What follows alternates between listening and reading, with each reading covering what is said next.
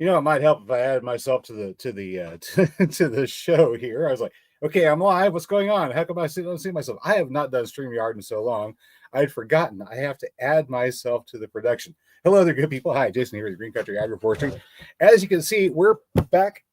Shoot, let me move my chair around here. I think it hung up on a extension cord. There we go. Yeah, it's better. We're back inside the cluttered house. After a long time without being able to do any live streams, I've got my living room back. It is filled with stuff that Mary has sent because she has to do her shopping online, of course, right? So we were getting ready to do Thanksgiving, so she had to make sure that we had plenty of club crackers. She ordered up a case of club crackers. Just put another box in here. She ordered up an entire case of these Triscuits. And apparently, this came a couple of days ago. It's look at this. An entire case of cooked ham. We have prepper Thanksgiving supplies, apparently. But Mary does that. She wants to do something, and she lets her fingers do the walking because she can't be here to go Thanksgiving or Christmas shopping or what have you with me. She'll just do it online and have Amazon send it to me. So I have this endless supply of cardboard. Good evening, Brian coming in early. Vicky, Arnold, Carolyn, and Ken. Hi, I'm not dead. I've just been quiet for a while.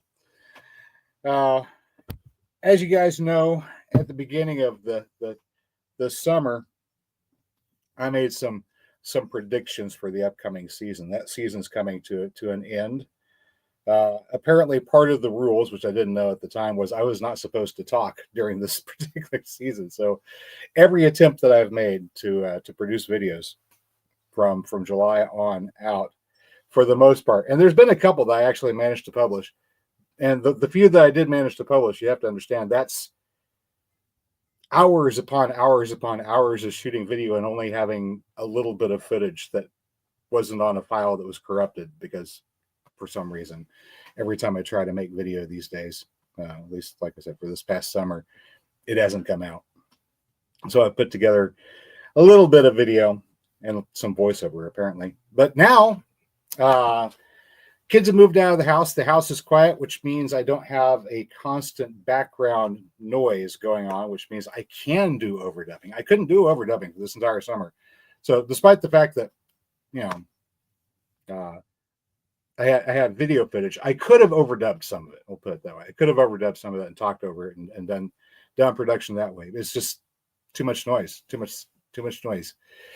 But now the house is quiet, and I can do stuff like that if necessary.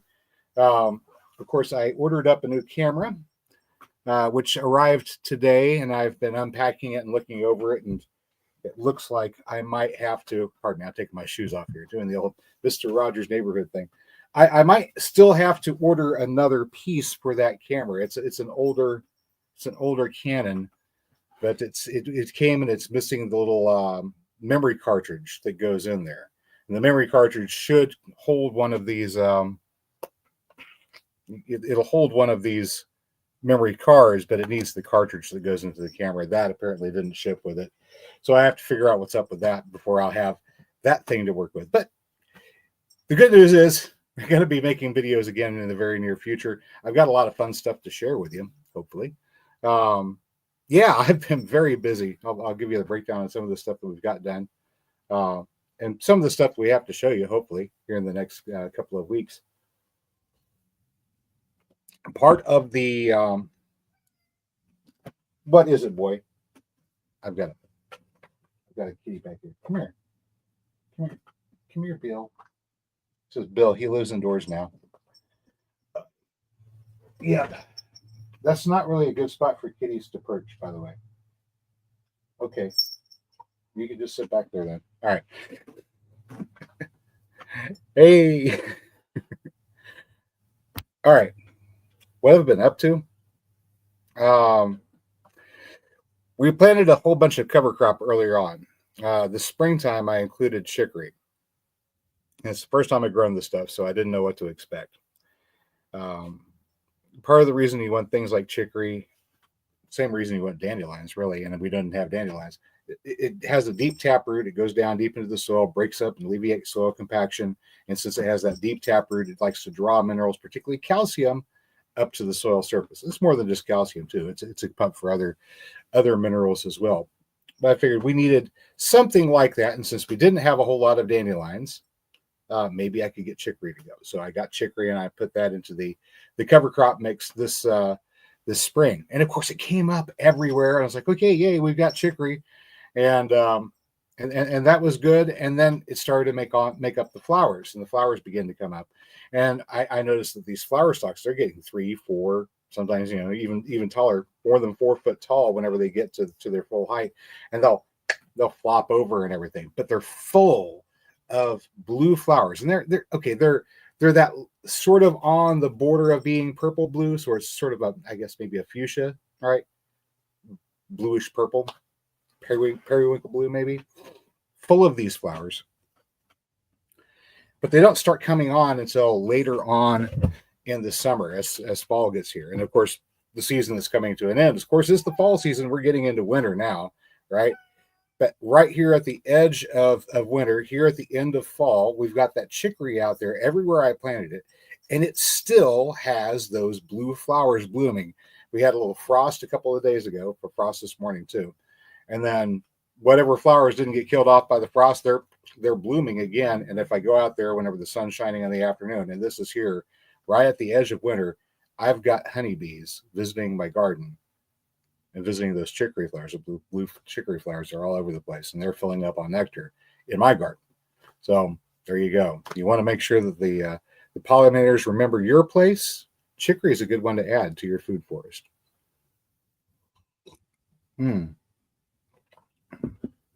Vicky says, sent a Petiba, that's the oil press, to Danny and Wanda. Wanda said that Danny took over 2 hours to figure it out. The instructions that come with those are not really very self-explanatory. It doesn't come with the funnel, so whenever you're working with a Petiba oil press, it's the barrel body, the clamp that goes on the underside. There's a little docking spot and a lamp. It's just a basic oil lamp to heat up the barrel, and then of course you adjust the fineness of how tightly you want to press the seeds over here on the front end. The cranks on the back, and the hole for the hopper here is at the top, but it doesn't come with one.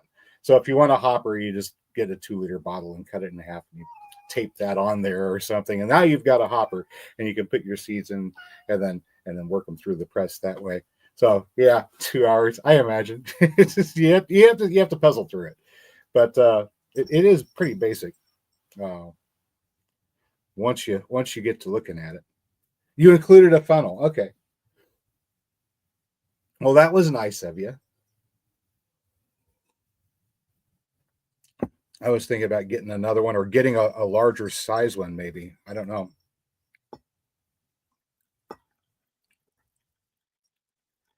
I don't know. It is a big question, right?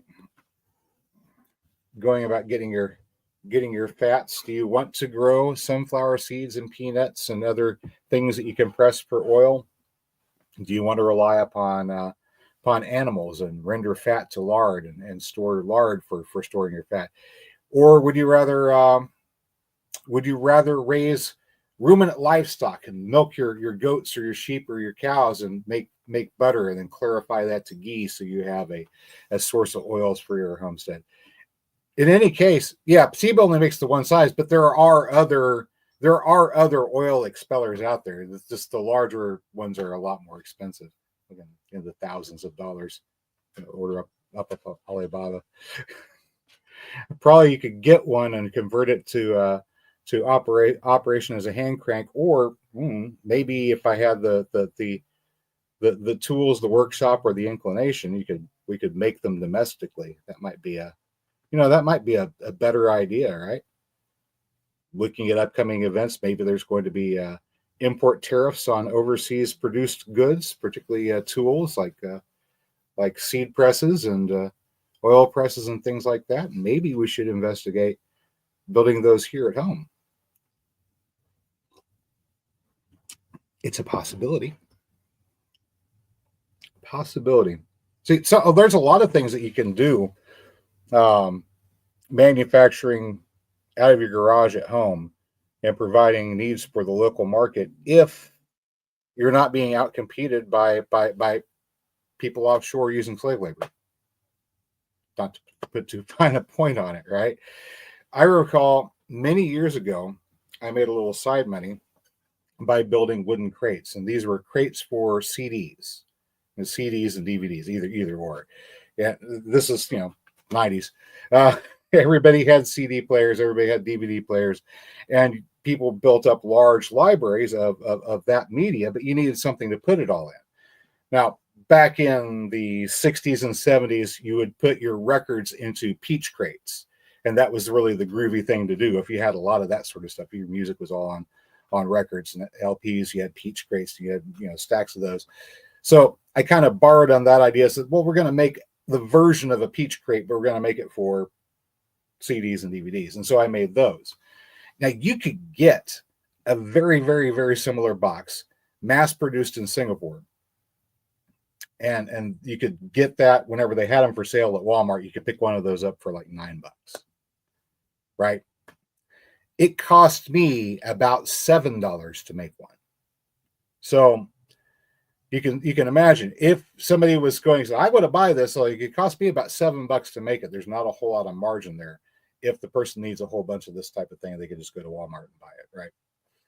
But imagine there was a protection for the local American craftsman in place where you can't import that particular wooden box from Singapore without paying an extra couple of bucks for it. Well, now instead of that margin of only about $2 that I could make in profit per box, I could make $4 and compete with that import. We offer it for the same price. You can get the local one, or you could get the imported one, and it would actually be more profitable for me to make them locally and sell them than have to import them from outside. Anyway, fun stuff to look forward to in the future. But we really don't know how a lot of this is going to shake out, right? A lot of the tariff talk is just all it will ever be. Just the threat that it may happen is enough to bring people to negotiation. We're like, okay, wait. We don't need to go there.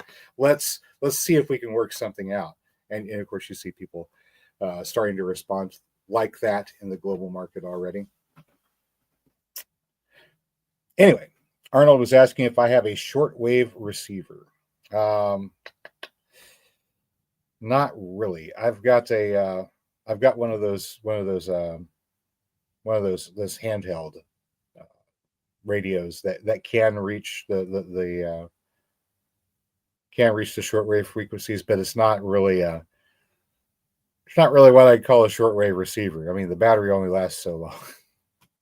Something that you can use for extreme emergencies. It's not really a regular communication device. You know what I mean? Vicky's saying, if she recalls correctly, the federal government was originally funded by tariffs. It was actually operated by tariffs, even with the new Constitution, all the way up until 1913, I think it was. So imagine that. Oh, we can't work with me. Yeah, you can. It's just they wanted to have more money at hand than the American people were willing to pay. So they created a system where they could loan themselves money. Yeah, that's worked out about the way you would expect it to. All right. So, end of the season, the things, people being displaced. Yeah. Trials and tribulations, definitely. And of course, an opportunity for people, of course, to demonstrate what kingdom they belong to. A lot of people are happy that Donald Trump got elected, and I have to admit, given the alternative, I can't be too upset. right? Um, all that being said, the worst problem I can see with Trump being elected is people think that the problems are solved and we can roll over and go back to sleep now. Like, oh yes, crisis averted, Trump's elected, he'll take care of everything, and we can go back to sleep. And that's probably the worst possible thing. And one of the reasons, like, low key, what if the opposition wins? People won't be thinking government's going to correct all the problems I have. They're going to be thinking, I need to do what I need to do to make sure that my family is safe, to make sure that my community is safe, to make sure that we have continuity of civil order in case of emergency, that sort of thing, right? But now that we've got Trump elected, people think, oh well, Trump will take care of this.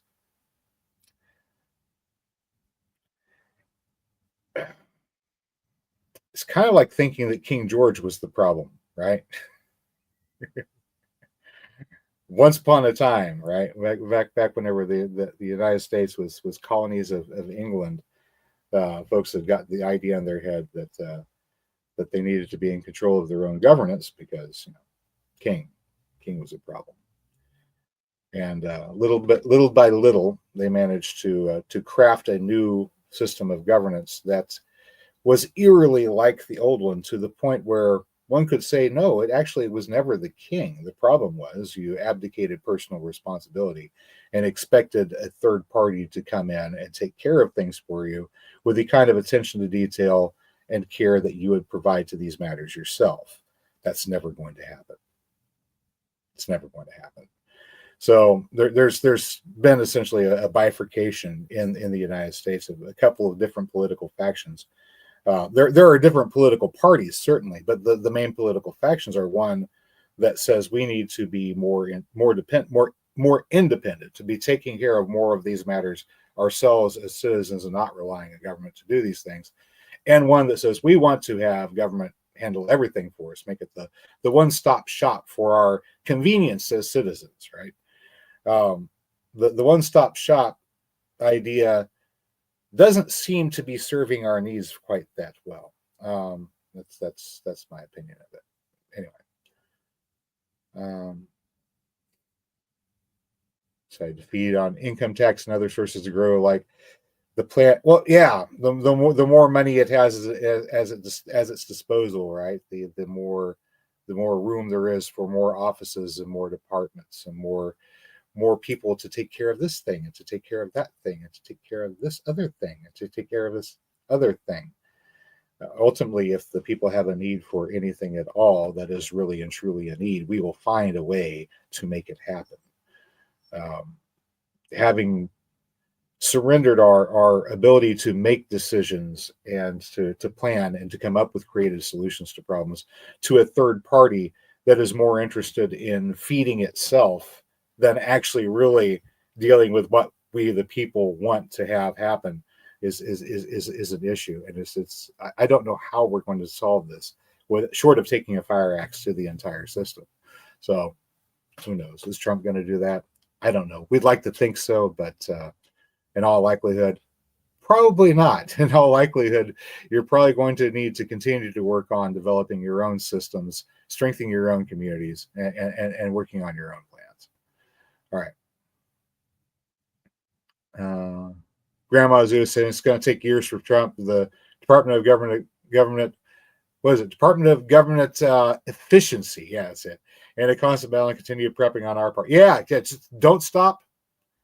Don't stop prepping. Don't stop thinking that the problem is solved. Don't stop thinking, don't stop prepping. Don't start thinking the problems are all going to be solved. Stay vigilant. Stay on top of things. And take as much of that responsibility as you can for yourselves, because every amount of responsibility that you do not take, somebody else is going to take.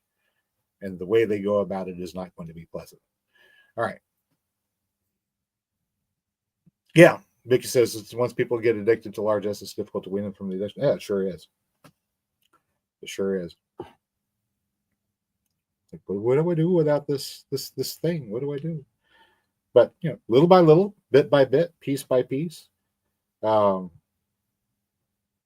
a tree every year. Plant 2 trees every year.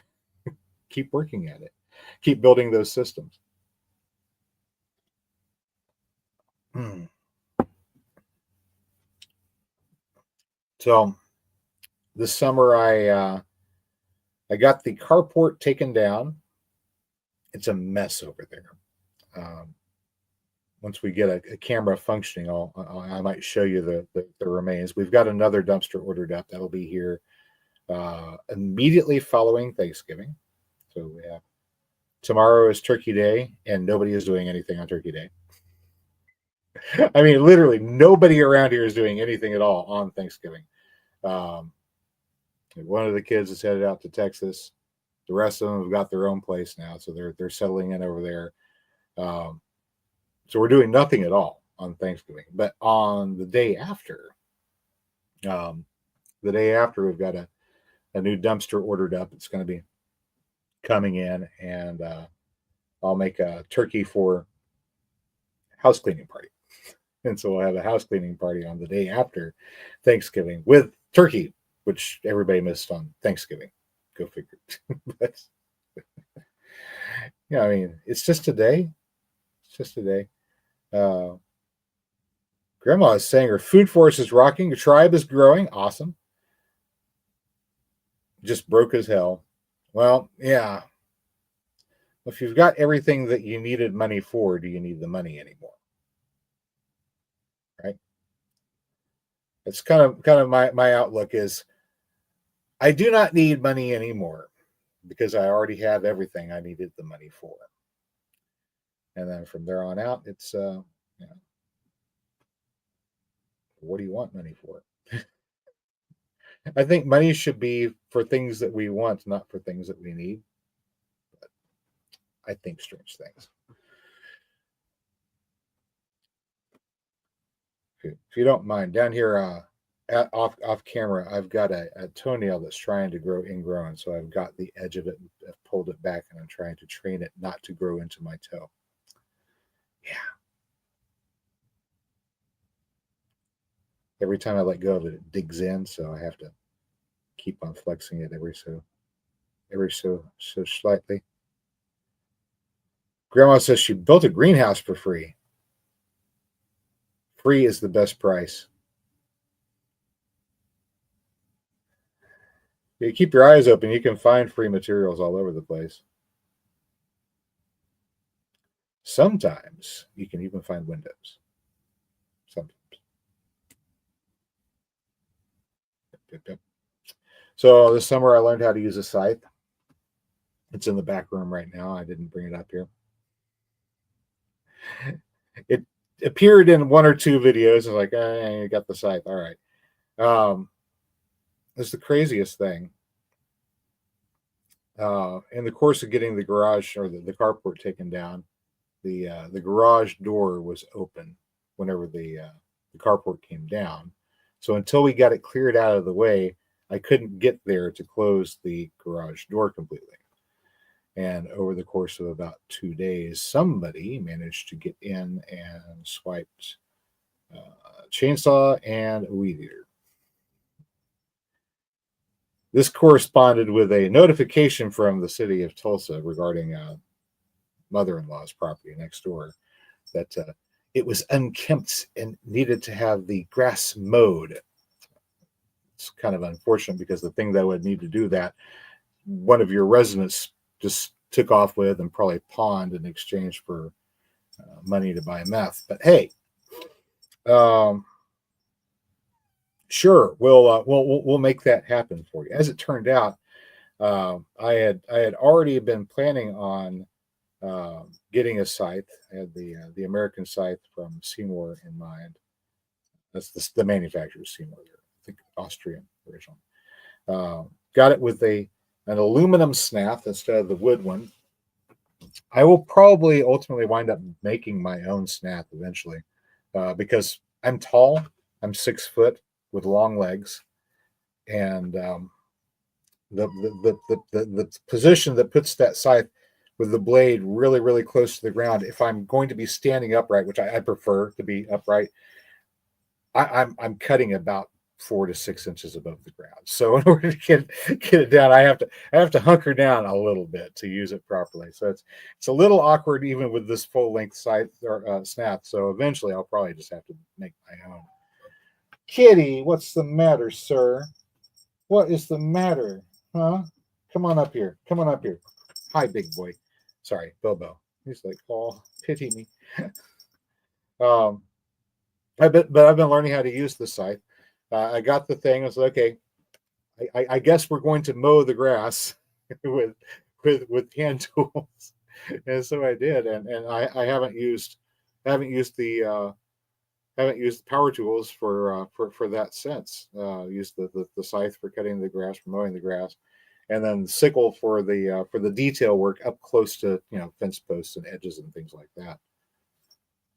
Oh yeah, he's huge. Oh, oof. We weighed him. He's about 15 pounds right now. He's about 15 pounds of I don't know. I think he's half bobcat.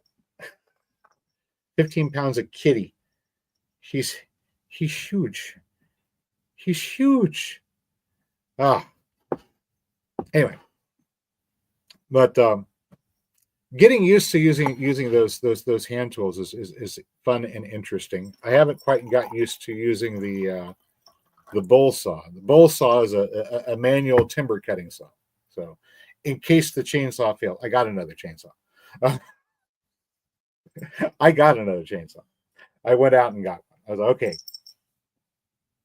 I might not ever use a lawnmower again, and I could probably make do without the string trimmer. I don't have that much that needs to be cut anymore, right? Okay, I guess he's going to occupy the lap. But I really didn't want to have to hand cut all my firewood. Now,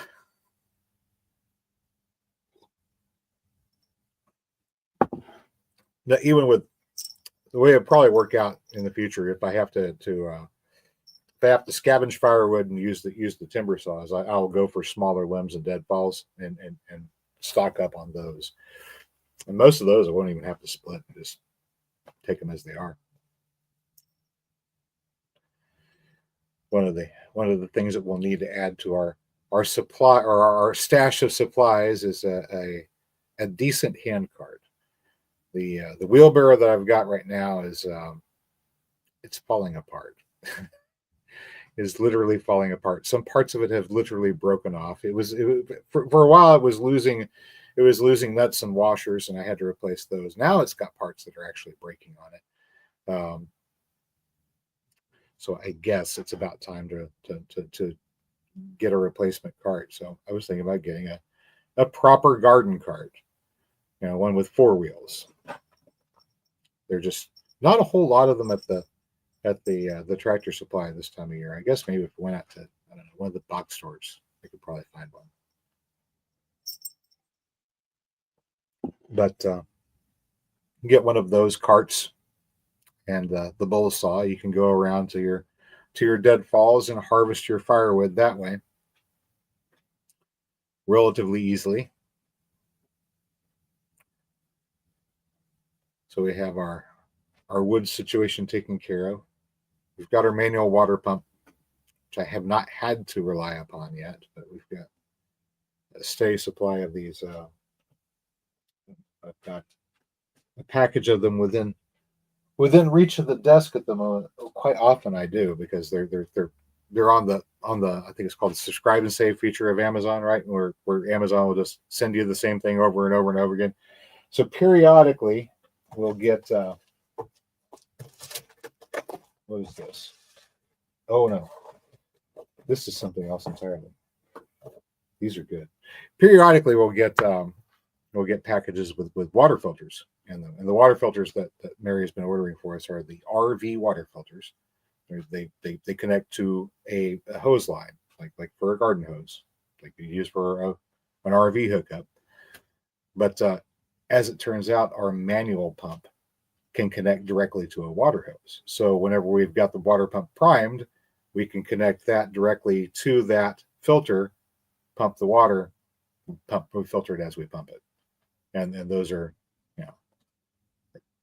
$3 or $4, and they just No, that might be $6 now, and or maybe it's $6 for a pack of two. I'll have to check. Mary's the one who orders these things, but those will last for a good 2 or 3 months for filters. So there you go. The pump came from Lehman's. The pump is the expensive part. The Lehman's manual water pump. If you have a sand spike, you just thread it right onto your sand spike. The 1 1/4 inch sand spike pipe coming up out of the ground. Thread that on there, get it primed, hook your garden hose up to it. Make sure you store your hose someplace where the sun won't break it down. You know, have a spare or two handy. Things go awfully sideways, you can make do for a while with your own water for and your own filtration system. Just ways to be more resilient in case things get weird. Who knows? Who knows? The sun's being all crazy out there these days.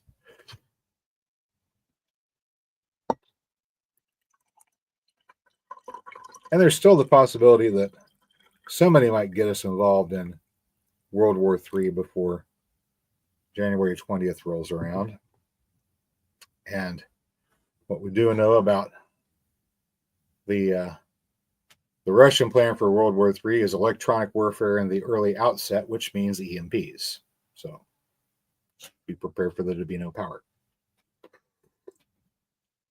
Grandma Zoo is saying, how deep is the well? I don't know. I don't know exactly how far that spike is set. I don't think it's very deep.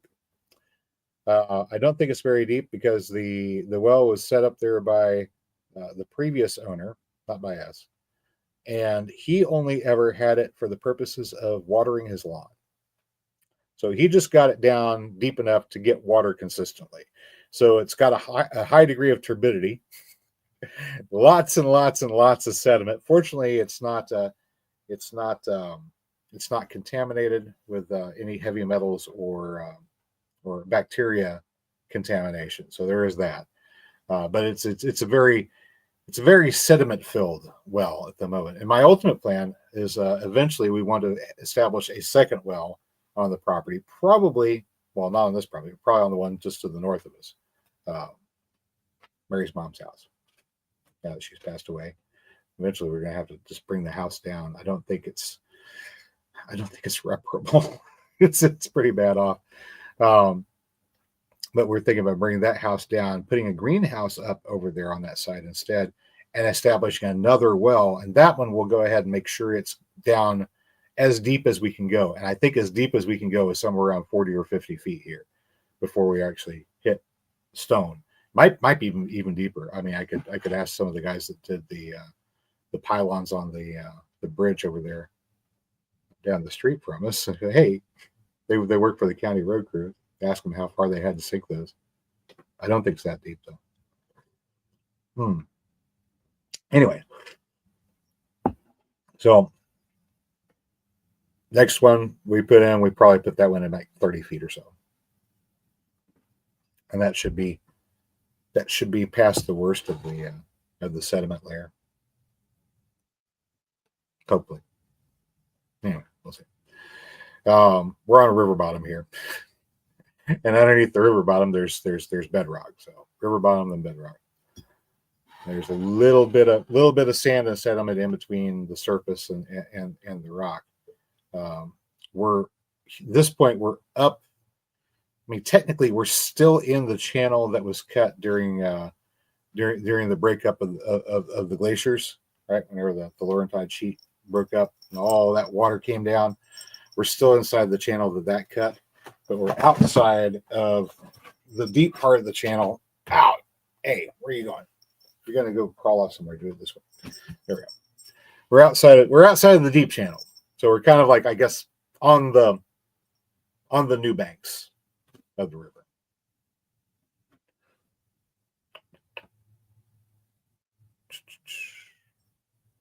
Karen's maybe deeper for potable water. Yeah. Well, I mean, we go down until we hit bedrock, and you can't really go past the rock you can't go past the rock with a sand spike. But effectively, that is the river. Still, I mean, just underneath our feet, the river's about 8 foot underground beneath our feet here. So it's flowing through the earth on either side. That should make us feel really comfortable, right?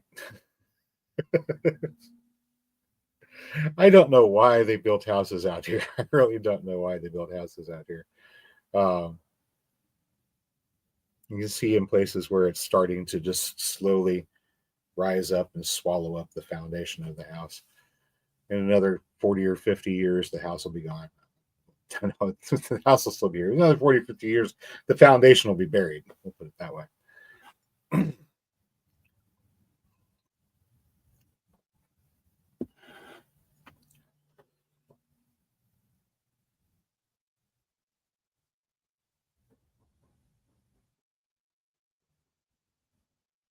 Somebody's shooting out there. I don't know if the microphone picked that up. I don't know if you could hear it. Somebody up over there was shooting. Right over here, just to the north of us, there's a trail. It's operated by the Tulsa County Parks Department. It used to be the old KD rail line. So there was a narrow gauge train that ran from Texas up through Oklahoma up to Kansas, usually delivering beef, and it ran right here, just to the north of the house. As a matter of fact, I suspect, and I wrote about this in one of the fictional Halloween stories, about the well that was here in the backyard. That would have been a place where they would take on water for those trains. So, yeah, there were steam trains back in those days. But they dismantled the narrow gauge. They established a new rail system, but they still had this structure, the embankment where the rail line was built. So they just built a bike trail over it, and so now it's become part of the park system's network of trails that go for just miles and miles and miles all around this area. You can really just hop on a bicycle and go just about anywhere in this area, all through Tulsa and the metro area on a bicycle if you want to. There are people that do on a regular basis, just see how far they can go, and they bike for 80, 90 miles. It's crazy. Just biking around the trails. But anyway, just on the other side of this particular path is Tulsa County property. It's not city anymore. It's in Tulsa County, outside of city jurisdiction, and the rules are different. Of course, if you're in Tulsa County, you can discharge your firearm on your own property because it's your property and it's in the county, and obviously you follow the usual rules of safety, and most people do. But occasionally that means we'll be sitting here and there'll be shots fired right over here, and it's not something to be concerned about. It's somebody target practicing, or having fun, or shooting at rats or something else. Vicky is asking if I need to be concerned about agricultural runoff. Not here. There really isn't any agriculture here anymore. There used to be, but I think you're talking about for the well, right?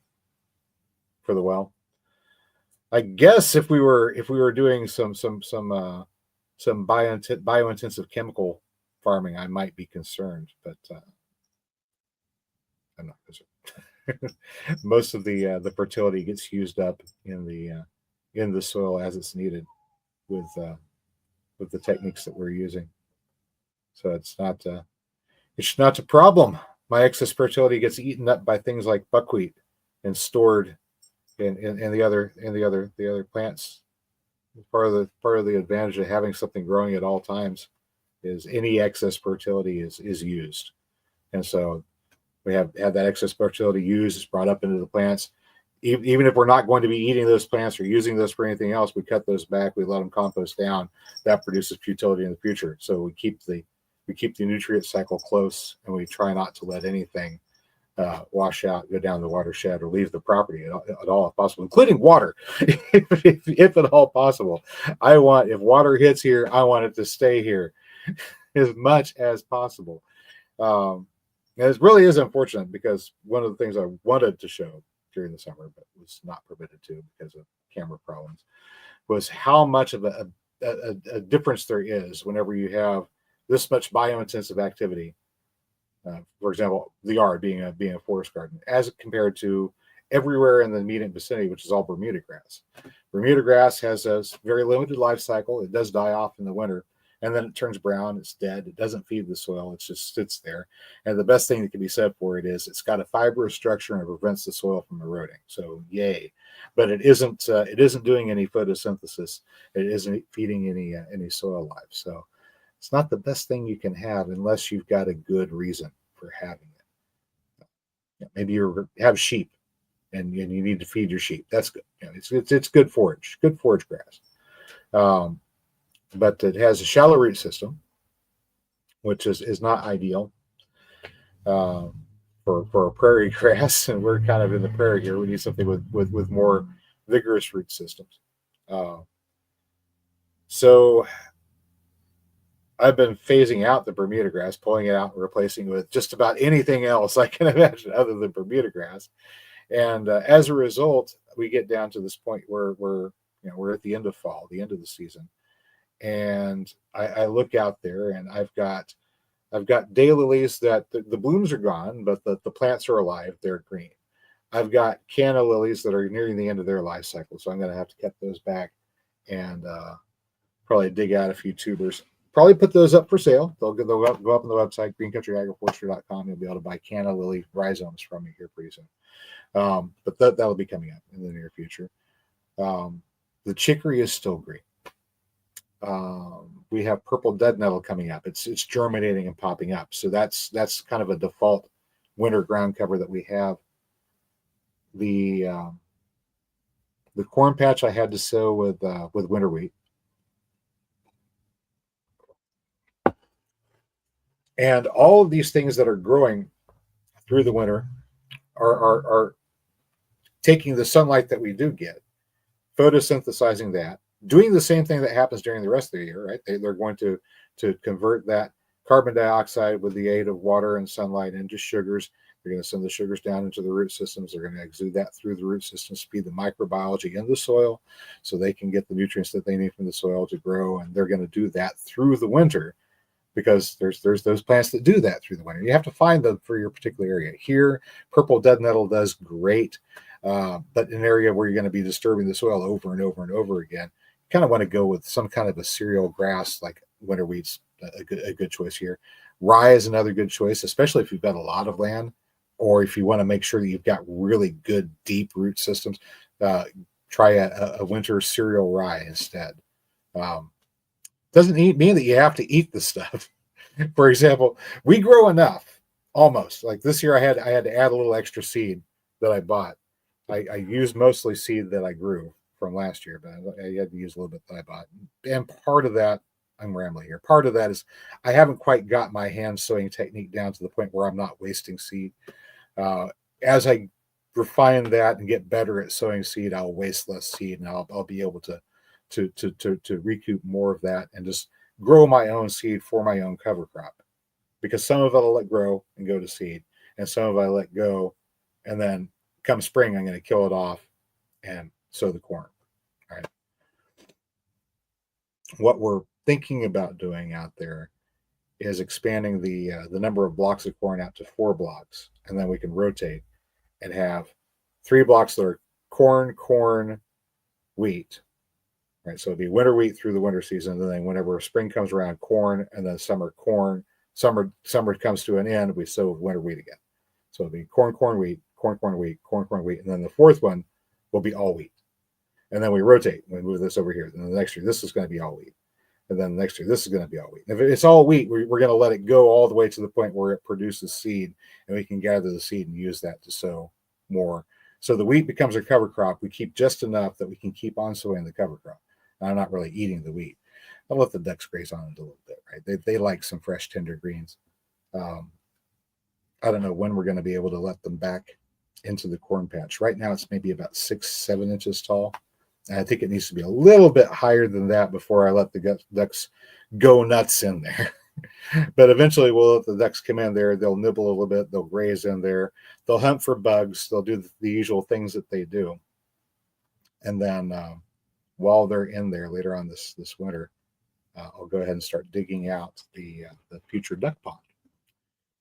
Because by golly, having ducks is good, but the only way I know I'm going to be able to have a continuous supply of ducks without having to keep on buying ducks is if I get a drake and allow my ducks to make baby ducks. So that's the plan. We're going to get a drake. We're going to let the ducks make baby ducks. In order to make that happen, we need a pond. So we're digging a pond. Well, the pond's actually just this is an 8 foot across poly stock tank. Holds about 450 some odd gallons, 450 gallon stock tank. It's about maybe about 2.5 feet deep, 8 foot across, with the drain at the bottom. So the plan is we will go ahead and dig it out and half bury the thing, maybe a little bit more than half bury the thing, but we're going to leave ourselves about a good 4 to 6 inches of surface at the top. So whenever it's filled all the way up to the top, and the ground level is here, we fill it all the way to the top. I have my pipe come up above ground level. Whenever I open it up, it'll flush the sludge off the bottom. So it'll be a gravity flushing duck pond. That's the hope, anyway. Hopefully, it doesn't turn into a stinky mess. We'll see. The drain isn't as large as I would make it if I was going to be building the entire thing from scratch. There is that. But with something to clear out the leaves and things that are inevitably going to wind up getting stuck at the bottom, it should work okay.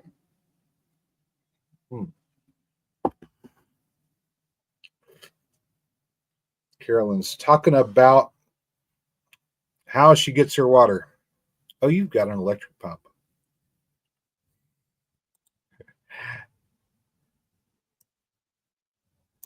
I don't have one. I want to have one. The eventual setup, I think, will work something like it'll have a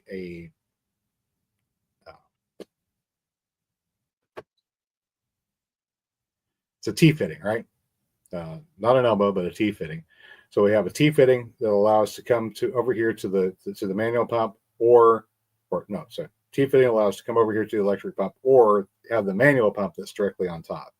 So, and probably with a valve, right? So you can choose to have it switch to valve, use the manual pump, or switch the valve the other way, and you use the electric pump. That way you have a backup in case something happens to one or the other. At the moment, we just have the manual, so, and that's our backup to having water on tap. Get water whenever you turn the tap. Well, that's because we're connected to city water. If we can't get city water, I have to pump it.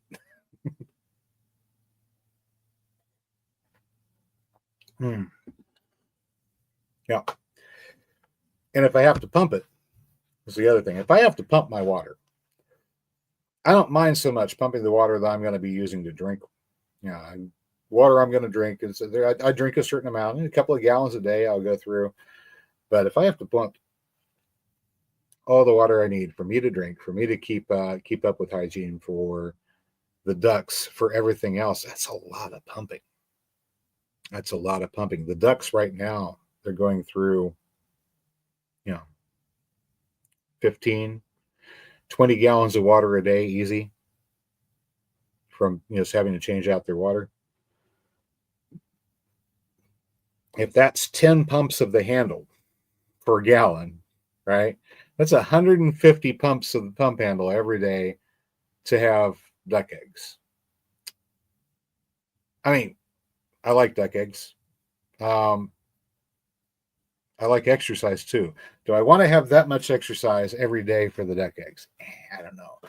If I have a pond set up, then I don't have to do that pumping every day. I can make this a once a week chore and pump less water overall in the course of a week. And that's really why I want to do this. This is more of a labor saving concept. I have, well, that they need a pond for the drake to make baby ducks.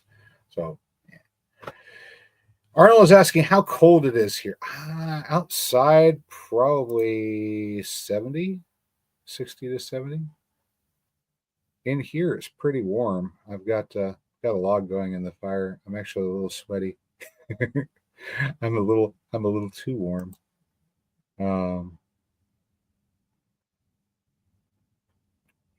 Where's my weather up? There it is. They changed the icon. Holy crud! No, it says it's 43 out there. Never mind. Oh, it was 70 earlier today. That's what. It was 70 earlier. Okay. Right now, 43. 32 for a low. Tomorrow, 24 for a low. It's going to be freezing on Thanksgiving. And then for the rest of the week, we're going to be looking at a low down below freezing, but highs up in the 50s.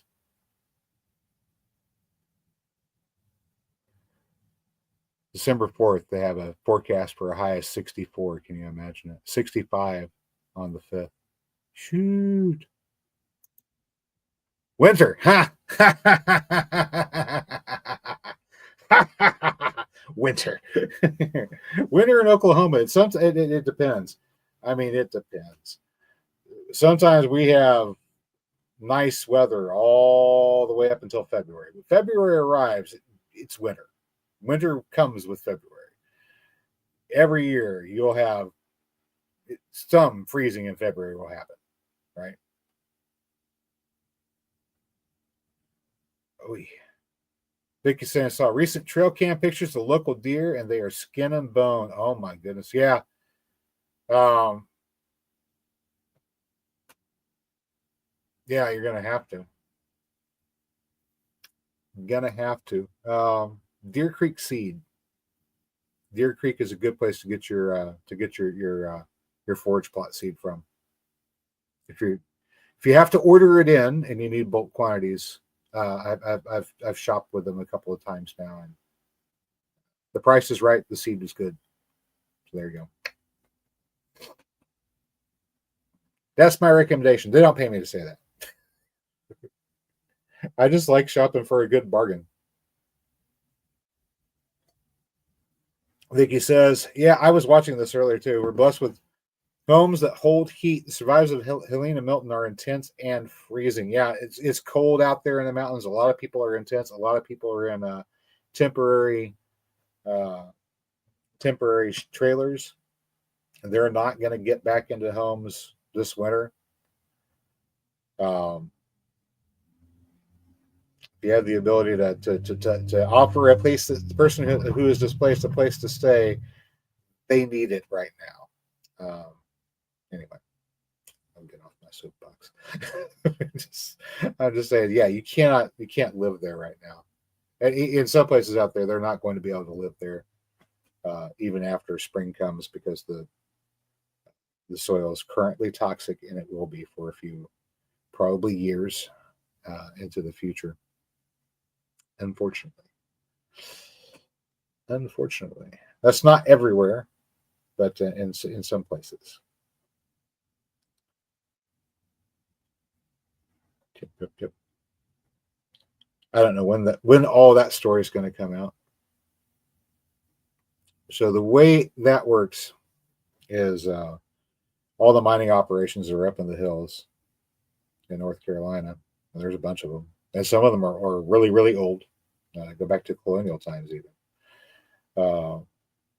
Whenever you're doing a mining operation, hard rock mining, and you extract the ore, you bring it up to the surface level.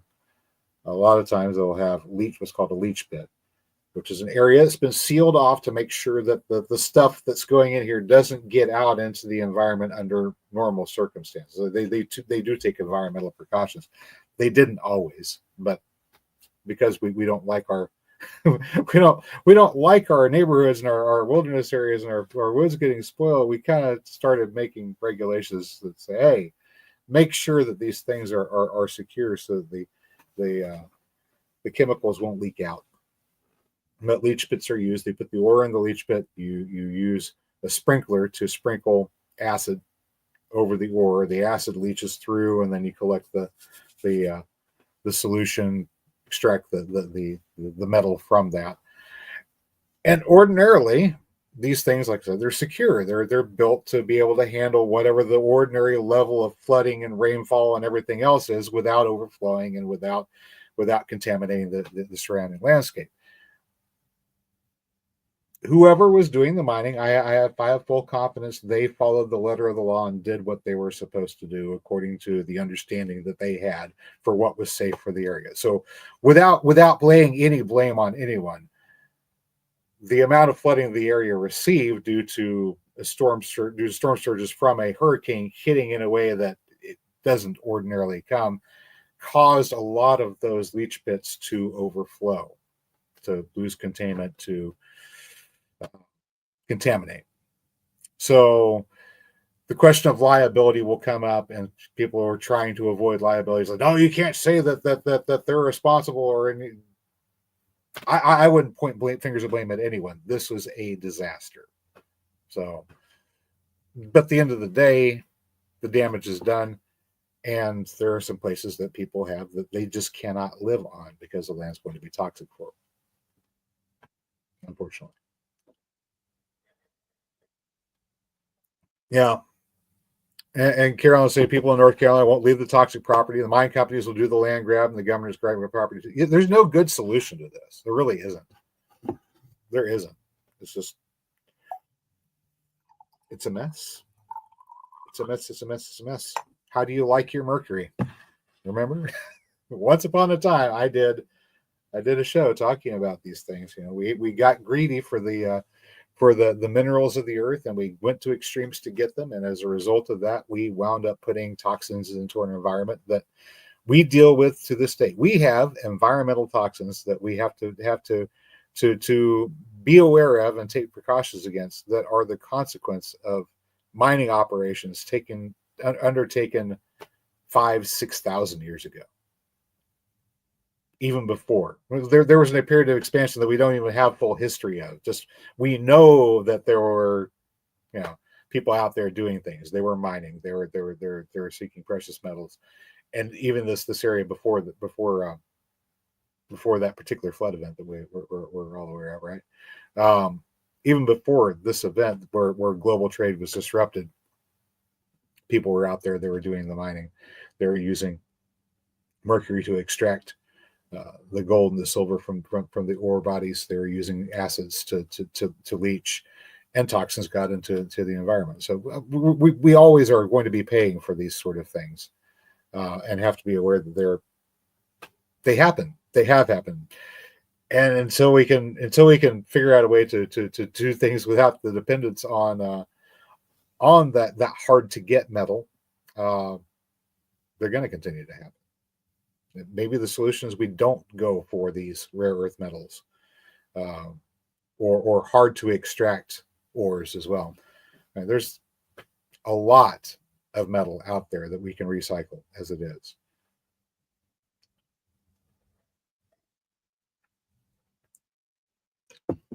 But we want to have new things, right? The new things, all the shiny, new, pretty new things. And those take new metal, unfortunately, right?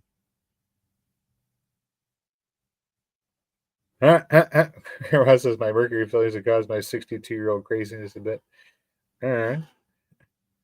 Do you think?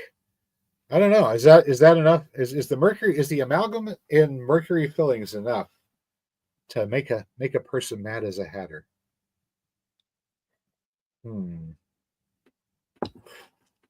I don't know. Maybe. Oh, I pulled this can up here. Mary was ordering stuff. This is these are called dolmas. This is the Lebanese variety. Very nice. Dolmas are stuffed grape leaves. So there's a picture of the can here. Let me write that. I don't You can't exactly, you can barely see the little picture there. All right. So that's what these are. They have rice, onions, grape leaves, water, sunflower oil, salt, citric acid, mint, black pepper, and dill. Very, very tasty. Um, so it's basically a seasoned rice ball wrapped in a grape leaf. There you go. Very, very tasty. There was a Mediterranean kitchen. It was on the north side of town. Used to be by a place that I worked, and of course they had a Euro shop in there, or not a Mediterranean kitchen, Mediterranean supermarket. Sorry. So you could go in there. You could get your baklava. You could get your dolmas. You could get dates. You could get all the stuff that you would want for Mediterranean cooking. But of course, they had euros there too. And we went in there to get euros one day, and we're looking at all the stuff that we could get on there. And I said, "Hey, could we substitute the stuffed grape leaves for the lettuce, right?" And the guy said, "Yeah, I think we could do that." He put those in the euro. I'm telling you, oh my goodness, stuffed grape leaves in a euro instead of lettuce is life changing. If you can find a euro shop that has stuffed grape leaves, try stuffed grape leaves instead of the lettuce in your euro. You'll love it. Anyway, so we used to go there. We got euros there all the time, and then one day they closed up. They closed up, and of course, no more euros with stuffed grape leaves. Nobody else does this in town. but we discovered we can order up the stuffed grape leaves and have them shipped to the house. So these are a very nice snack. They come in this little canister here. It's canister is about this size. It's going to have a dozen stuffed grape leaves in it. Yay!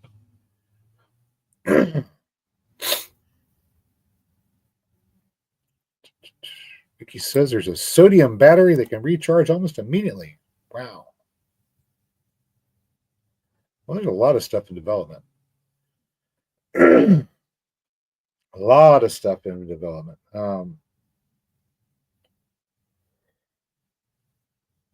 The zinc bromine flow batteries are probably one of the coolest battery developments that I've seen in recent years. They're fully self-contained. They're never going to catch fire. They're never going to burn. They're not going to leak. They have almost infinite recharge cycles. A little bit more dense than lead acid as far as energy per pound goes, but there's still there's still a fairly bulky battery. They're not like a lithium ion phosphate battery. Um, Most of your lightweight portable battery tech is unfortunately hard to work with. It's either requires metals that are difficult to extract or uh, impossible to recycle, which is another problem. Whereas, of course, zinc is very easy to work with. It's easy to recycle. It's a plentiful metal.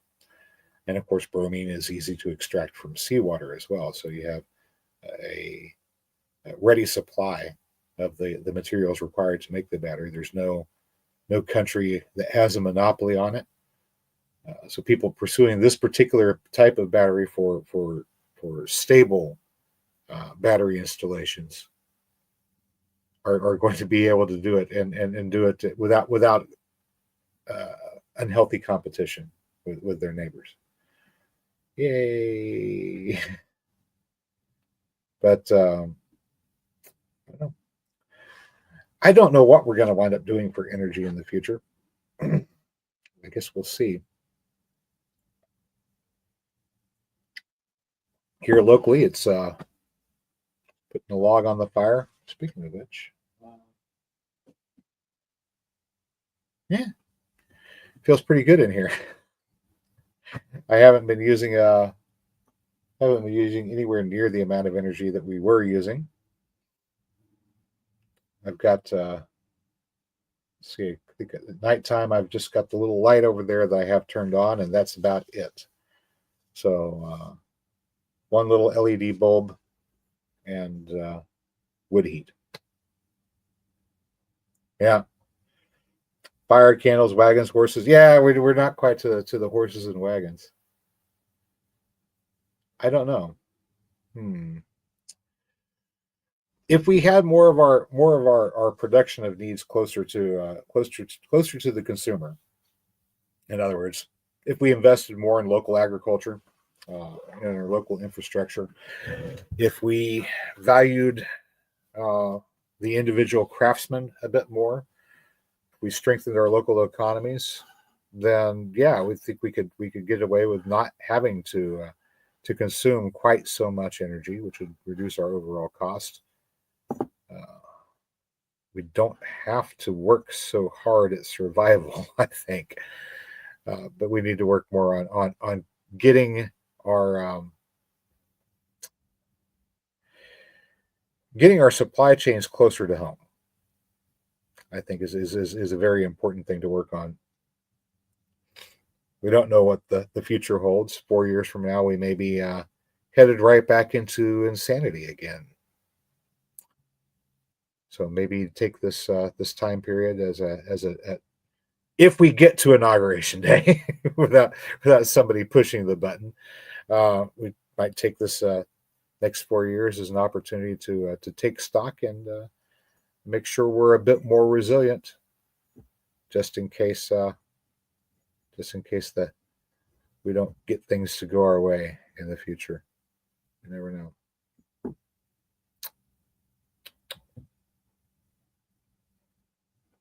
I don't know. Keeping horses is expensive, Vicky. I'd like to, but it's not within the realm of practicality for most of us living in modern America to have horses. Very expensive pets for most folks.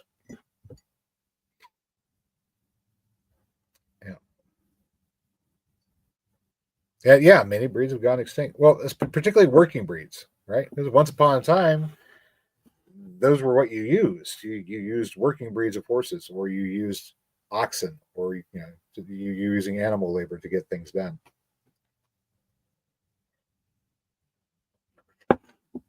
Big draft horses, Morgans, Percherons.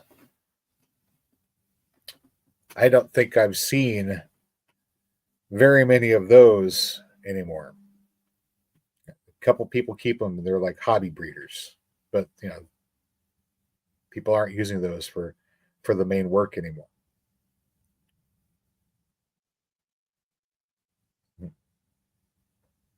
Dolphins are stomping around. The ants are still gathering their food.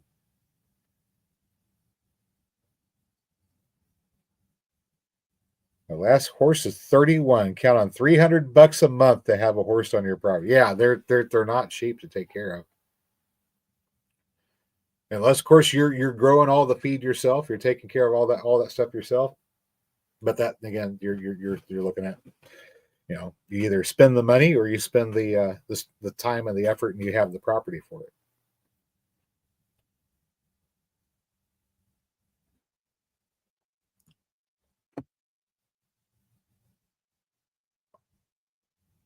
Ew, yuck! I got tea leaves. I got to the bottom of the pot. I got tea leaves. That's it. I am out of tea. I ran out, by golly. There we go. So that's it. One horse needs 2 acres alone. Yeah, very easily 2 acres. Probably more, realistically speaking. Because, well, I mean, not all acres are created equal, right? Some acres is good grassland, some acres is not so good. Not to mention, you're going to have other feed besides just grass that you want to feed your horse, right? So a mix of good pasturage, a mix of good hay, good forbs, and probably some grain too to throw at them. They probably would appreciate some molasses too, if you could swing it. So you grow some sorghum too, press that, get your molasses feed. Yeah. So altogether, yeah, it's going to take more than 2 acres to support even one horse, even though the horse itself is not going to necessarily need that much individually. It's just a variety of different things that go into the care and feeding of a horse. Yeah. Winter rye.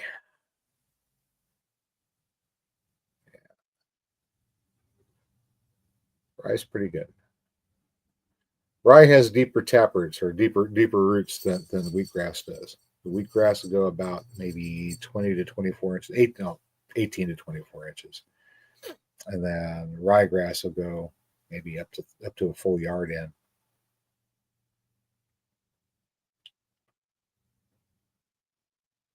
Oof. Found a high dollar senior fee was killing her horse. Yikes. Yeah. You never know what you're going to wind up with in a bag. In some cases, it may have been good starting out, but the way it was handled in between when it got milled and when it finally got to you might have altered things. You know, you put your feed out in some place where it gets damp, mold sets in, and you've got bags of feed that have mold building up on the inside of them. They're inside of a shipping container. Uh, After having been exposed, and that mold is built up on the inside of the bags. A certain number of bags have mold in them to one degree or another. If it's not too extensive, then no harm, no foul. Nobody got sick from it, but in some cases, it can be bad for your stock. I don't know. For a while there, when was this? Probably like 2021 or 22, I think it was. For a while there, the duck feed that we were getting, same brand, right? Same brand, same packaging. On the outside, it all looked the same. But whenever we fed it to the animals, they didn't want to lay eggs. Like, okay, what's going on here? We're just like all of a sudden productivity just, and we're still feeding the same amount, right? We're still feeding the same amount, just the productivity drops. And like, what the heck just happened? So that was part of the reason why I was kind of excited about getting my own pelletizer so I can make my own feed. Just still haven't got around to doing, um, for 2 reasons. One, I don't have the right size plate, so I have to go order the plate to have the right size plate to make the right size pellets. I've got the ability to make little tiny pellets. The other part is I have to have a grist mill to chop up the feedstock that I'm going to put into the pelletizer so it's the right size going into the pelletizer so it'll make the pellets. If it's too big, then it jams it up. So, but that thing, we spent about $1,000 on it, and I still haven't gotten full use out of it yet. Got it, set it up, blew a circuit whenever blew one of the blew a circuit breaker whenever I turned it on the first time, because apparently somebody who wired up this house for 220 uh, was playing a little fast and loose with the rules. They doubled up a 110 to make it 220, and yeah, that was fun. Got that fixed up. Finally got the thing hooked up, fired it up, started feeding corn through it, and discovered, oh, we need to get the corn or whatever we're going to feed in for feedstock. We have to get it broken up into smaller particle size first, or it's going to jam up and it's not going to make the pellets the way it's supposed to. We got a few pellets out of it, right? But not as many as we would. Trying to crush the corn into the pellet plate wound up jamming it up.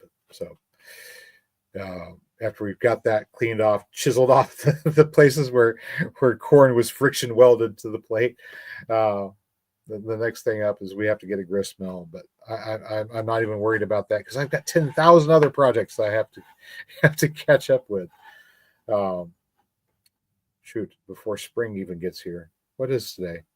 The 27th of November. Tomorrow is Thanksgiving. Happy Thanksgiving, everybody.